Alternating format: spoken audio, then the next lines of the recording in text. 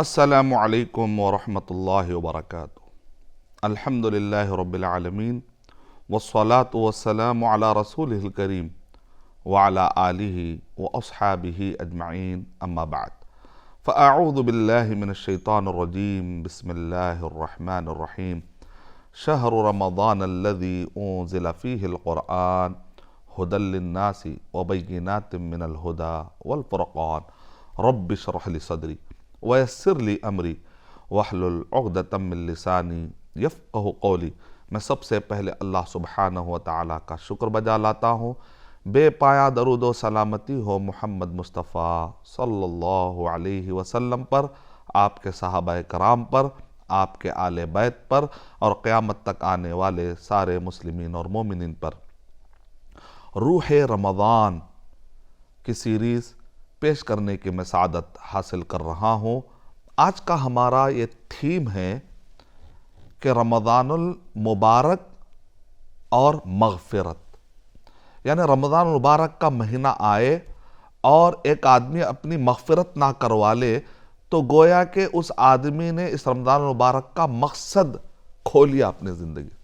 یہی وجہ ہے کہ اللہ کے نبی صلی اللہ علیہ وسلم نے ارشاد فرمایا، مستدرک الحاکم میں ہے، اور اسی طریقے سے صحیح الترغیب و ترہیب اس کتاب کے اندر بھی ہے کہ اللہ کے نبی صلی اللہ علیہ وسلم نے ارشاد فرمایا، بعد من ادرک رمضان فلم یغفر لہ، کہ اللہ کے نبی صلی اللہ علیہ وسلم یہاں پر سخت کلمہ استعمال کر رہے ہیں، جبکہ اللہ کے نبی صلی اللہ علیہ وسلم یہ سخت کلمات تو آپ نے طائف کے میدان میں بھی آپ نے استعمال نہیں کیے، لیکن یہاں پر آپ نے سخت لہجہ استعمال کرتے ہوئے کہا کہ وہ آدمی تباہ ہو جائے۔ بعد من ادرک رمضان، جو رمضان المبارک کا مہینہ پالے، فلم یغفر لہ، اور اس کی مغفرت نہ ہوئی ہو، اس نے مغفرت نہ کروا لی ہو یا اس کی مغفرت نہ کی گئی ہو۔ اب الفاظ پہ غور کریے، یہاں پر جو ورڈ استعمال ہوا ہے بعد، اب میرے علم کے مطابق یہ ورڈ قرآن مجید میں قوم سمود، قوم عاد اور قوم مدین کے لیے استعمال ہوا۔ سورہ ہود سورہ نمبر 11 کی آیت نمبر 93 اگر آپ پڑھتے ہیں، الا بعدا لمدین کما بعدت ثمود، یعنی مدین کے لوگ ویسے ہی تباہ ہو جائے جیسا کہ قوم سمود تباہ ہو گئی تھی۔ اب یہ قوم مدین، شعیب علیہ السلام کو یہاں پر بھیجا گیا، اور شعیب علیہ السلام کو من جملہ دو قوموں کی طرف بھیجا گیا، ایک اصحاب مدین کے نام سے ہوتا ہے، اصحاب الایکہ قرآن مجید میں ذکر آیا۔ ایکہ ایک درخت کو کہتے ہیں، اس درخت کے نیچے وہ لوگ جمع ہوتے تھے، شرپسند لوگ، برائی کرنے والے لوگ، تو وہاں پر یہ جا جا کر نصیحتیں کرتے تھے شعیب علیہ السلام۔ تو اصحاب الایکہ یعنی تقریباً 170 کلومیٹر دور پر ہے یہ لوط علیہ السلام کی قوم جہاں پر آباد تھی، یعنی جارڈن کا جو ایریا جہاں پر قوم لوط آباد تھی، وہاں سے 170 کلومیٹر کی دوری میں یہ ایریا پایا جاتا ہے، یعنی کہ سعودی عرب اور جارڈن کا جو بارڈر ملتا ہے اس ایریا کی میں بات کر رہا ہوں۔ تو یہاں پر ایک عذاب آیا، اس کو کہتے ہیں قرآن مجید میں اصحاب الظلہ، یعنی اتنی گرمی پڑی، اتنی گرمی۔ ابن کثیر رحمۃ اللہ علیہ نے تفسیر ابن کثیر میں اس کی تشریح فرماتے ہوئے آتھینٹک سند پیش کرتے ہوئے کہا کہ ایک مرتبہ قوم مدین پر اتنی گرمی ہوئی کہ وہ اپنے گھروں سے باہر نکلے تو اچانک دیکھتے ہیں کہ ایک بادل آ رہا ہے، تو بہت خوش ہو گئے کہ اب یہ بادل آئے گا، بارش ہوگی، موسم اچھا ہو جائے گا، بہت بڑا بادل، وہ دیکھ کر خوش ہوتے ہیں۔ اچانک اس بادل میں سے آگ آتی ہے اور پوری کی پوری قوم ختم۔ جب بھی گرمی بڑھ جاتی ہے تو مجھے یہ واقعہ ریفلیکٹ کرتا ہے، جب بھی کوئی گرم آگ دیکھتا ہوں تو مجھے یہ واقعہ یاد آتا ہے۔ جب زیادہ گرمی بڑھ جاتی ہے پھر اس کے بعد ٹھنڈی ہوائیں آنے لگتی ہے تو مجھے تھوڑا سا خوف بھی ہونے لگتا ہے، کیونکہ مجھے یہ واقعہ یاد آتا ہے۔ اور یہاں پر جو ورڈ استعمال کیا گیا قرآن مجید میں وہ یہ ہے بعدل، علی بعدن، یہ وہی ورڈ ہے جو وہ حدیث جو میں نے آپ کو ابھی بیان کی ہے، بعد من ادرک رمضان، کہ وہ آدمی تباہ ہو جائے، مطلب یہ ہے کہ وہ آدمی تباہی والے کام کر رہا ہے۔ ایک آدمی رمضان مبارک کے اندر اپنے آپ کو نمازی نہیں بنا سکا، موحد نہیں بنا سکا، سنت کا پابند نہیں بنا سکا، اپنے آپ کو صوم کا پابند نہیں بنا سکا، صدقات اور زکوٰۃ کا پابند نہیں بنا سکا، اسی طریقے سے ایک آدمی عمرہ یا اسی طرح حج اگر استطاعت ہونے کے باوجود بھی اس کا فیصلہ نہیں لے سکا، اچھے اخلاق کا پابند نہیں بنا سکا، عبادتوں میں کامیاب ہونے کا پابند نہیں بنا سکا، عقائد کے اندر، عبادات کے اندر، معاملات کے اندر، اخلاق کے اندر اپنے آپ کو وہ آدمی چیک نہیں کرتا، اور ایک لاؤبالی زندگی، جیسے کہتے ہیں کہ مجھے کیا مطلب ہے، اعراض کی زندگی ہے، توجہ نہ دینے کی زندگی، نیگلیکٹ، غفلت کی زندگی اگر وہ گزار رہا ہو تو پھر آخر وہ کون سا مہینہ جس کے اندر وہ ہدایت پالے؟ یعنی ایک آدمی رمضان مبارک میں اگر وہ ہدایت پانے کی محنت نہیں کرتا تو آخر پھر وہ کون سا مہینہ ہے جس کے اندر اس کو اتنی آسانی سے ہدایت ملنے کے لیے چانسز پیدا ہو جائیں گے، اپرچونٹیز پیدا ہو جائیں گے؟ یہ حدیث ہمیں ابھار رہی ہے کہ آدمی مغفرت کی تڑپ اپنے اندر رکھے، اور قرآن مجید میں اللہ سبحانہ و تعالیٰ نے ہدایت کو ایسی کوئی معمولی شے نہیں بتا رہے ہیں بلکہ بڑی عظیم شے ہے، کہہ رہے ہیں کہ وَيَهْدِي إِلَيْهِ مَن يُنِيبُ۔ اللہ کس کو ہدایت دیتے ہیں؟ اللہ ہدایت اس کو دیتے ہیں جو تڑپ رکھتا ہے، یعنی ایک آدمی کے اندر تڑپ پیدا نہیں ہو تو اللہ ہی بڑا بے نیاز ہے۔ اور مغفرت، معافی مانگنا رمضان المبارک کے اندر، اب اعتکاف میں آدمی بیٹھتا ہے تو الحمدللہ اس کو ایک مغفرت ملنے کا ایک امکان پیدا ہو گیا، روزے کی حالت میں ہے، دن میں آدمی روزہ رکھ رہا ہے تو من صام رمضان ایمانا واحتسابا غفر له ما تقدم من ذنبی۔ ایک آدمی اگر رمضان مبارک کے روزے رکھتا ہے ایمان کی حالت میں، یعنی شرک نہ کرے، بدعت کی حالت میں نہ رہے، شرک سے پاک، بدعت سے پاک رہے، اور واحتسابا دکھانے کے لیے نہیں، کسی کے خوف سے نہیں، خالص اللہ کو خوش کرنے کے لیے، تو غفر له ما تقدم من ذنبی۔ اب ساتھ میں اگر توبہ بھی ایڈ کر لے تو اس کے صغیرہ اور کبیرہ گناہ سب معاف ہو جائیں گے۔ اسی طریقے سے دن میں بھی مغفرت، رات میں بھی مغفرت، من قام رمضان ایمانا واحتسابا۔ جو آدمی قیام اللیل کر، رمضان مبارک کی راتیں بھی مبارک، دن بھی مبارک ہے۔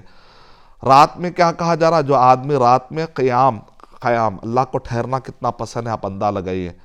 یعنی پرانے زمانے میں ایک بادشاہ گزرتا تھا تو گھنٹے گھنٹے لوگ ٹھہرے رہتے تھے، شاید بادشاہ کچھ سن لے، شاید بادشاہ کچھ سن لے۔ یہاں پر اللہ سبحانہ و تعالی ہماری سننے کے لیے اللہ سبحانہ و تعالی تیار ہے، لیکن یہاں پر سنانے کے لیے کوئی تیار نہیں۔ من قام رمضان، تو اللہ کو ٹھہرنا کتنا پسند ہے، بندے کا خیر ٹھہرنا اللہ سبحانہ و تعالی کو اتنا پسند ہے کہ ایمانا واحتسابا غفر له ما تقدم من ذنبی۔ تو اللہ سبحانہ و تعالی اعلان کر رہے ہیں کہ اس کے اللہ سبحانہ تعالیٰ گزرے ہوئے سارے گناہ معاف کر دیں گے۔ توبہ بھی شامل کر لے تو صغیرہ اور کبیرہ گناہ دونوں کے دونوں معاف ہو جائیں گے۔ تو اس سے کیا پتہ چلا کہ مغفرت، یعنی آبجیکٹو، رمضان مبارک کا ایک آبجیکٹو یہ ہونا چاہیے کہ آدمی ہدایت پائے قرآن اور صحیح حدیث کی روشنی میں، اور وہ ہدایت کا پھر ایک آبجیکٹو کیا ہے؟ مغفرت۔ ہدایت ملنے کا مطلب یہ ہے کہ آدمی اپنی مغفرت کروا لے، اور گناہ کی جو معافی ہے اس پر بھی ذرا غور کرتے جائیے کہ قرآن مجید میں اللہ سبحانہ و تعالیٰ نے ڈسکرائب کیا سورہ تحریم سورہ نمبر 66 کے آیت نمبر 8 میں کہ توبہ بھی دو قسم کی ہوتی ہے، ایک جھوٹی توبہ ہوتی ہے، ایک سچی توبہ ہوتی ہے۔ بہت سارے مسلمان یہ سمجھتے ہیں کہ میں نے توبہ کر لی، لیکن اکثر معاف کرنا وہ جھوٹی توبہ بھی ہو سکتی ہے۔ سچی توبہ کب ہوگی؟ جب وہ توبتاً نصوحا ہو۔ یا ایھا الذین آمنوا توبوا الی اللہ توبتاً نصوحا۔ اللہ سبحانہ وتعالیٰ کو جھوٹی توبہ پسند نہیں ہے، سچی توبہ پسند ہے۔ نصحا کس کو کہتے ہیں؟ شہد کا جو پٹا ہوتا ہے یا شہد کا جو گھر ہوتا ہے اس میں سے پوری طریقے سے شہد نکال لیا جائے، ایسا نکالا جائے کہ اس کا جو گھر ہے، اس کا جو موم ہے، وہ شہد میں ملاوٹ میں نہ آئے۔ اس کو کہتے ہیں صحیح طریقے سے نکالنا، اس کو کہتے ہیں عربی زبان میں نصحا۔ استنصحت، میں نے خالص طریقے سے شہد کو نکال لیا اور کچرے کو میں نے بازو رکھ دیا، تو عربی زبان میں اس کو کہتے ہیں استنصحا، یعنی کہ نصیحت اسی کو کہتے ہیں کہ خالص جذبے سے ہو، اس کے اندر سامنے والے کو دھوکہ دینے کے لیے نہ ہو اور کسی بھی طرح سے ریاکاری کے لیے نہ ہو، بلکہ خالص اس کی مدد کرنے کے جذبے سے، اس کو کہتے ہیں نصیحہ۔ تو اسی سے ورڈ نکلا توبۃ نصوحا، یہ خالص توبہ ہونی چاہیے، جھوٹی توبہ نہیں ہونا۔ اب جھوٹی توبہ کیسی ہوتی ہے؟ اس میں کوئی ندامت نہیں، کر رہا ہے بس، ہاں لوگ کہہ رہے ہیں آمین تو اس نے بھی آمین کہہ دی، سب لوگ دیکھ رہا ہے کہ مسجد میں رو رہے ہیں تو وہ بھی رو لیا، لیکن کہیں سے بھی اس کو پچھتاوا نہیں ہے کہ جو کچھ اس نے کیا، پچھتاوا۔ توبہ کہتے ہیں ندامت کو، یعنی ندامت سے اس کی شروعات ہوتی ہے۔ اور ندامت کے ساتھ ساتھ اس کے اندر کیا ہونا؟ اقلاع ہونا چاہیے۔ اقلاع مانے جو بھی گناہ ہے اس کو چھوڑے۔ ایک آدمی چوری کیے ہوئے گھر میں بیٹھ کر، چوری کیے ہوئے زمین پہ بیٹھ کر کہہ رہا ہے اللہ تو معاف کر دے، تو ایسا نہیں چلے گا۔ وہ زمین پہلے جس کا حق ہے اس کو حوالے کرنا پڑے گا، اور اس کے پاس سودی پیسہ رکھا ہوا ہے یا کسی کا حق اس نے مار لیا ہے اور اس کے بینک میں وہ پیسہ پڑا ہوا ہے، اور وہ کہتا ہے کہ اللہ تو معاف کر دے، نہیں، وہ حقوق ادا کرنا پڑے گا۔ اور جو گناہ ہے، ایک آدمی کہہ رہا ہے کہ اللہ تو مجھے معاف کر دے، لیکن نماز پڑھنے کا اس کا اب نماز پڑھنے کا کوئی ارادہ نہیں ہے، یعنی اپنا وہ جو بے نمازی ہونے کی جو صفت ہے اس صفت کو نکالنا پڑے گا، نمازی بننا پڑے گا۔ عبادتوں سے دور ہونے کی جو اس کی عادت ہے اب اس کو نکالنا پڑے گا اپنی زندگی سے، نافرمانیوں کو نکالنا پڑے گا، شرک کو نکالنا پڑے گا، بدعت کو نکالنا پڑے گا، بد اخلاقی کو کھرش کے مرسیلیسلی۔ کیوں؟ اس لیے کہ یہ گناہ قیامت میں ہم پہ رحم کھانے والے نہیں۔ شرک کو مرسیلیسلی نکالنا، لوگ کیا کہیں گے، وہ کہیں گے، بھائی قیامت میں کوئی کام آنے والا نہیں ہے، یہ شرک کام آنے والا نہیں ہے۔ آپ یہ جو دل کو لگا بیٹھے شرک، یہ بدعت، یہ بد اخلاقی، یہ جو برائی ہے نا، جس کو آپ بڑے چاہ کے رکھ رہے ہیں، اس کو پال رہے ہیں، قیامت میں کام آنے والا نہیں۔ اس کو مرسیلیسلی نکالنے میں ہی ہماری بھلائی ہے۔ تو اس کو نکالنا، اقلاع، نکالے اس نافرمانی کو اپنی زندگیوں سے نکال کر اللہ کی محبت، اللہ کی اطاعت، اللہ کی فرما برداری، عبادت کو بھرے اپنے دلوں سے، اس دل کو مضبوط کرے آخرت کی تیاری کے لیے۔ آخرت کی تیاری کرنا ہے تو مطلب کیا نکلا؟ اقلاع، ندامت، اقلاع عن الذنب۔ اور تیسرا عزم مصمم، عزم، پختہ عزم ہونا ہے کہ میں آگے اس کی طرف نہیں جاؤں گا۔ توبہ تو کر رہے ہیں لیکن موقع ملا تو پھر گناہ کروں گا، تو یہ توبہ نہیں ہے، جھوٹی توبہ ہے۔ آپ کس کو جو دھوکہ دے رہے ہیں؟ اس کو کہتے ہیں، جیسے ہمارے عام زبان میں ہم کہیں تو یہ کہ بھئی آپ پھرا رہے ہیں یا الو بنا رہے ہیں۔ یہاں پر عالم الغیب ہے، غیب کا جاننے والا اللہ سبحانہ و تعالیٰ ہے۔ جب یہاں پر کر رہے ہیں تو سچا وعدہ کریے، آپ جھوٹا وعدہ مت کریے، جھوٹ مت بولیے، اوروں کے ساتھ بھی جھوٹ، پھر اللہ تعالیٰ کے ساتھ بھی جھوٹ، تو یہ کون سی بات ہوگی؟ بس اب بدلنا ہے، نہیں مجھے اب چینج ہونا ہے۔ یہ روح رمضان، یہ جو سیریز ہے، اس کا تقاضا، اور یہ تھیم یہ ہے مغفرت، اس کا تقاضا، اور اللہ کے نبی صلی اللہ علیہ وسلم کی جو حدیث شریف میں نے بیان، اس کا تقاضا یہ ہے کہ میرے اندر یہ جذبہ ہے کہ میں ندامت اور اقلاع نکالنا، نافرمانیوں کو نکالنا، عزم مصمم، اور چوتھا یہ ہے کہ نیکیوں میں اپنے آپ کو لگا دینا، شروع کر دینا۔ میں کل سے کروں گا، پرسوں سے نہیں، شروع کر دینے کا نام ہی کر دینا ہے، بس نکل جانا اس راہ میں، بسم اللہ۔ دیکھیں آپ سورہ بقرہ آپ اٹھائیے، سورہ بقرہ شروع ہوتے ہی آپ کو 3 کردار ملیں گے، فرشتے، آدم علیہ السلام اور ابلیس۔ اب دیکھیں یہاں پر کون کامیاب اور کون ناکام، آپ ہی دیکھ لیجئے۔ فرشتے سوال کرتے ہیں، اے اللہ سبحانہ و تعالی، اتجعل فیہا من یفسد فیہا، آپ پڑھیے آیت، اس کے اندر بتایا، اے اللہ آپ ایسے کو پیدا کریں گے کہ مخلوق کو پیدا کریں گے کہ جو زمین میں جا کر دنگا فساد کریں گے۔ اللہ ایک معنی میں اللہ سبحانہ و تعالیٰ جو کام کر رہا ہے اس پر انہوں نے سوال کر دیا۔ تو یہاں پر فرشتوں کو احساس ہوا بعد میں، جب اللہ سبحانہ و تعالیٰ نے ایک ڈیمانسٹریشن بتایا کہ آدم علیہ السلام ہے کون، آگے کی آیتیں پڑھے تو اس کے اندر فوراً جیسے ان کو احساس ہوا، تو اب ایٹیٹیوڈ دیکھیے یہاں پر کیا ایٹیٹیوڈ ہے، قالوا سبحانک لا علم لنا الا ما علمتنا انک انت العلیم الحکیم۔ سرنڈر۔ آج ہم گناہ کرتے ہیں لیکن سرنڈر نہیں ہو رہے، کہہ رہے ہیں نہیں اس کا بھی ایک مطلب تھا، نہیں میرے پاس ایک مطلب تھا، کچھ نہ کچھ اپنے نفس کو مطمئن کرنے کی کوشش کرتے ہیں اس گناہ کے بعد، نہیں وہ ایسا ہو گیا۔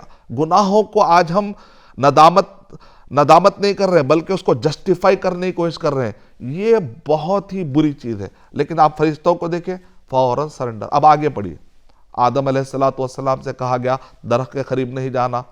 اب وہ درخت کے قریب چلے گئے تو ابن کثیر رحمۃ اللہ علیہ نے جو سندیں جمع کی ہیں اس پر علماء کرام نے آج کے دور میں صحیح اور ضعیف کا کام کیا ہے. تو آتھینٹک سندیں اس میں سے نکالی ہیں. اس آتھینٹک سندوں میں سے یعنی کہ صحیح قصص النبیین کے روایتوں کے مطابق میں آپ کو بتلا رہا ہوں کہ آدم علیہ السلام سے جب چوک ہوئی کہ درخت کے قریب نہیں جانا تھا، بہرحال آدم علیہ السلام سے جب وہ چوک ہو گئی تو اس وقت آدم علیہ السلام کو اتنی ندامت ہوئی.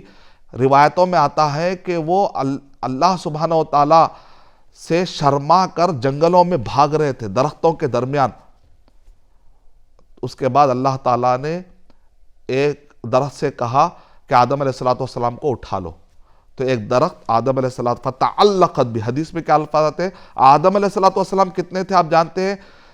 60 ایسے ذرا، یعنی اگر آپ جو بھی تقریباً 3-4 منزلہ گھر تصور کریے آپ، اتنے بڑے تھے آدم علیہ السلام. اتنے بڑے ڈیل ڈول والا ایک جسم رکھنے والے کو ایک درخت اٹھا لے رہا ہے اور ہوا میں لٹکا. فتعلقت بھی، ہوا میں ان کو لے کر درخت نے لٹکا دیا.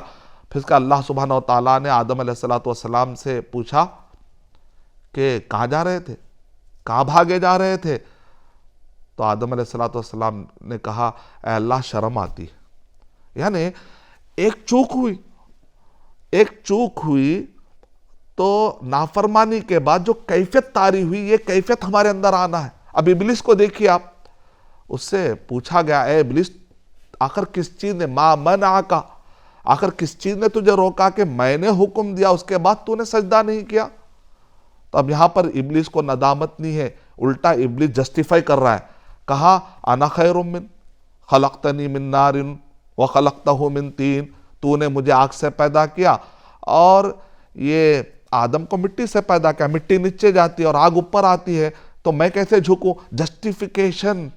آج کیا ہمارے اندر یہ عادت تو نہیں آ گئی کہ ہم جسٹیفائی کر رہے ہیں اپنے گناہوں کو اور اپنے غلطیوں کو پردہ ڈالنے کے لیے اور جھوٹ استعمال کرتے ہیں، ایک جھوٹ چھپانے کے لیے اور ایک جھوٹ. مغفرت کہاں سے ہوگی؟ مغفرت کا جو ایٹیٹیوڈ بتایا جا رہا ہے وہ ہے ندامت، اعتراف، صفائی، پھر اس کے بعد آگے بڑھنا، حقوق اللہ اور حقوق العباد. اگر حقوق العباد کی پامالی ہے تو ان سے ممکن ہے تو جا کر معافی مانگنا، سامنے والے کو کہنا کہ بھائی مجھ سے غلطی ہوگی معاف کر دو. یہ چیزیں کب آتی؟ جب آدمی آدم علیہ السلام اور فرشتوں کے قصوں سے سبق لے گا. تو اس سے ہمارے لیے ایک سبق ملا کہ رمضان مبارک کا آبجیکٹو ہے ہدایت، اور ہدایت کا آبجیکٹو ہے کہ بندہ اس دنیا سے جب جائے تو مغفرت کی حالت میں جائے، گناہ کو رکھ کر نہ جائے. تو رمضان مبارک کے مہینے میں اتنا بڑا انتظام ہو رہا ہے تو کیوں نہ ہم اس رمضان مبارک کا اہتمام کریں. یہ تھی ہماری تھیم کہ رمضان مبارک اور مغفرت، اور اس مغفرت کے لیے اس کی شروعات ہوتی ہے ندامت اور فرشتوں اور آدم علیہ السلام جیسا ایٹیٹیوڈ، نہ کہ ابلیس جیسا ایٹیٹیوڈ. تو آئیے ہم دعا کرتے اللہ سبحانہ و تعالیٰ سے کہ اللہ سبحانہ و تعالیٰ ہمیں قرآن مجید سے اپنے گناہوں کی معافی کیسے کروا لینا ہے اس کو سیکھنے کے اللہ تعالیٰ ہمیں توفیق عطا فرمائے. آمین. وآخر دعوانا الحمد للہ رب العالمین. السلام علیکم ورحمۃ اللہ وبرکاتہ.